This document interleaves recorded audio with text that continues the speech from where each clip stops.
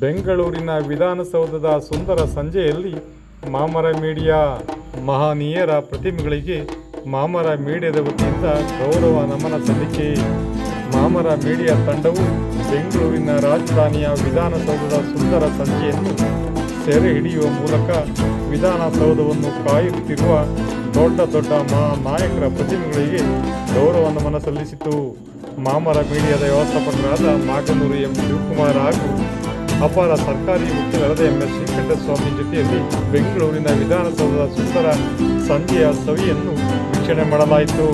ಸುಂದರ ಸಂಜೆಯ ವಾತಾವರಣ, ವಿಧಾನಸೌಧದ ವಿದ್ಯುತ್ ದೀಪಾಲಂಕಾರ, ವಿಧಾನಸೌಧದ ಮುಂಭಾಗ ಇರುವ ದೊಡ್ಡ ದೊಡ್ಡ ಮಹನೀಯರ ಪ್ರತಿಮೆಗಳ ಆಕರ್ಷಣೆ ಮನಸೂರೆಗೊಂಡಿತು. ನಂತರ ದಕ್ಷ ಪ್ರಾಮಾಣಿಕ ನ್ಯಾಯಾಧೀಶರಾದ ರಾಧಾಕೃಷ್ಣ ಅವರನ್ನು ಭೇಟಿ ಮಾಡಿ ಪ್ರೀತಿ, ಸ್ನೇಹ, ವಿಶ್ವಾಸದ ಮಾತನಾಡಲಾಯಿತು.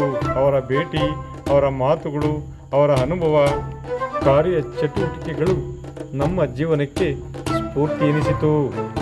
ನಂತರ ಬೆಂಗಳೂರು ಪ್ರೆಸ್ ಕ್ಲಬ್ಗೆ ತೆರಳಿ ಕರ್ನಾಟಕ ಜರ್ನಲಿಸ್ಟ್ ಯೂನಿಯನ್ ಅಧ್ಯಕ್ಷರಾದ ನಾರಾಯಣರವರನ್ನು ಭೇಟಿ ಮಾಡಿ ಅವರ ಜೊತೆಯಲ್ಲಿ ಕೆಲ ಕಾಲ ಪ್ರಸ್ತುತ ವ್ಯವಸ್ಥೆಗಳ ಬಗ್ಗೆ ಹಾಗೂ ಮುಂದಿನ ದಿನದಲ್ಲಿ print media, digital media, YouTube ಸುದ್ದಿಗಳ ಬೆಳವಣಿಗೆ ಬಗ್ಗೆ ಚರ್ಚೆ ನಡೆಸಲಾಯಿತು.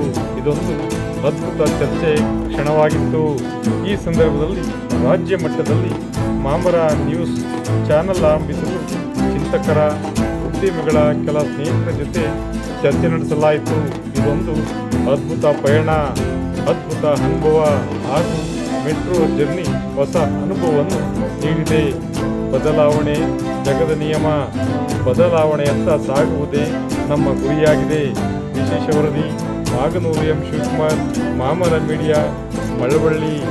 ಬೆಂಗಳೂರಿನ ವಿಧಾನಸೌಧದ ಸುಂದರ ಸಂಜೆಯ ದೃಶ್ಯ ನಮಗೆ ಮನಸೂರೆಗೊಂಡಿತು.